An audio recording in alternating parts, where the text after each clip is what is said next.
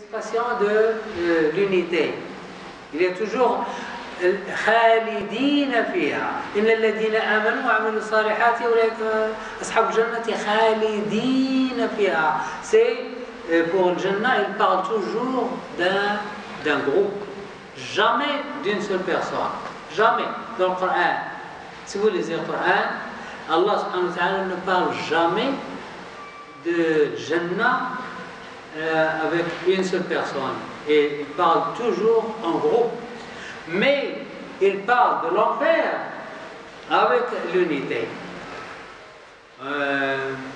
ومن يقتل مؤمنا متعمدا فجزاؤه جهنم خالدا فيها وغضب الله عليه ولعنه etc. tout seul. Dans l'enfer, il y a le prison d'une personne solitaire. Mais au paradis, il n'y a jamais une seule personne. Jamais. Il y a toujours هم أزواجهم والحور العين والولدان المخلدون والملائكة. Il y a un grand nombre de personnes dans le paradis pour chaque personne. Pour chaque personne. Chaque personne qui vit dans le Jannah est un roi. Et le roi a un cours, le cours de la cour, c'est-à-dire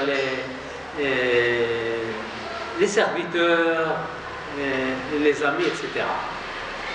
والذين آمنوا واتبعتهم ذريتهم بإيمان ألحقنا بهم ذريتهم.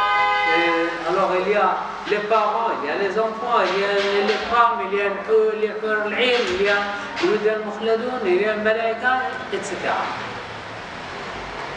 Donc le Jannah, il n'y a pas un Jannah pour un solitaire. Alors, et ce monde ci-bas est un monde d'entraînement. On s'entraîne à vivre dans une société. Si on est bon pour la société, ça veut dire on s'entraîne bien pour le Jannah. Mais si on est bon pour soi-même, le prophète sallallahu alayhi wa sallam a dit La rahbaniyata fil islam. Il n'y a pas de. La rahbaniyya, c'est les prêtres. Les prêtres catholiques ou chrétiens, les prêtres qui prennent des chambres sur la montagne et ils vivent seuls. Ils font des églises sur la montagne et ils vivent seuls. Ça c'est Rahbaniyya. Le prophète sallallahu alayhi wa sallam dit il n'y a pas de Rahbaniyya dans l'islam. Le prêtre, celui qui vit dans cette église sur la montagne tout seul, pour lui, il vit tout seul, il s'éloigne des gens pour bien adorer Allah. Mais il cherche le bonheur, mais il est égaré. C'est pas ça le bonheur. Le bonheur, c'est vivre avec les gens et être serviable aux gens. C'est ça le bonheur. Et c'est ça la voie de Jannah. C'est servir les autres. Regardez, quel est le métier ou le travail du prophète sallallahu alayhi wa sallam? C'est vivre avec les gens et guider les gens vers le droit chemin. Est-ce que le prophète sallallahu alayhi wa sallam vit tout seul? Voilà. S'il vit tout seul, nous ne serons pas musulmans. Il vit avec les gens.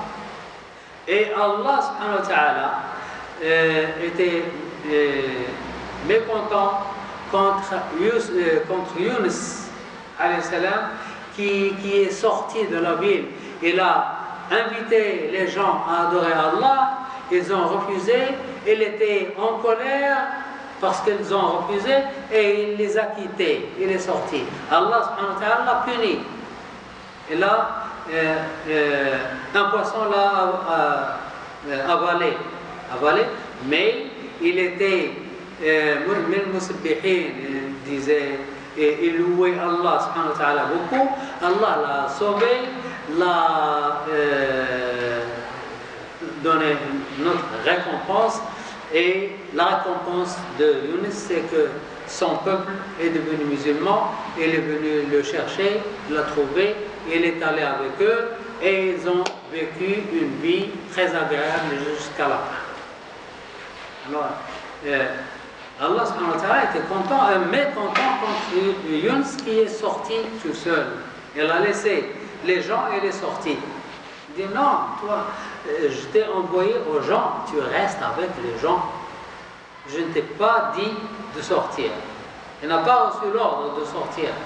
Mais il était, parce qu'il est pieux, il est venu pour aider les gens, mais il voit les gens qui refusaient, il était mécontent, il est sorti. Allah dit, ne sors pas, sauf si je te donne l'ordre. Alors, celui qui est bon pour lui-même n'est pas bon. Il dit, comme il y a un poète arabe qui s'appelle Abu Firas Hamadani, il a dit dans un poème, si je meurs de soif, oh Allah, n'envoie pas de pluie, que tout le monde meure de soif. Ça, c'est de l'égoïsme. Il ne doit pas dire ça. C'est une mauvaise invocation. Et si tu meurs de soif, d'accord, mais laisse les autres boire.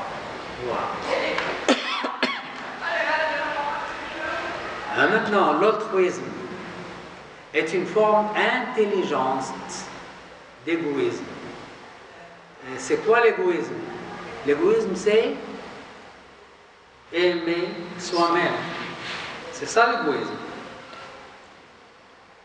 L'égoïsme, c'est aimer soi-même. Et l'altruisme, c'est aimer les autres. D'accord? Comment? L'altruisme est une forme intelligente d'égoïsme. Aimer les autres est une façon d'être égoïste. Parce que quand vous aimez les autres, vous aidez les autres. Quand vous aidez les autres, vous êtes satisfait. Et qu'est-ce que vous cherchez? Vous cherchez la satisfaction. Alors, aidez les autres et vous serez satisfait. Parce que vous aimez vous-même, il faut aider les autres pour plaire à vous-même. L'égocentrisme. Oui.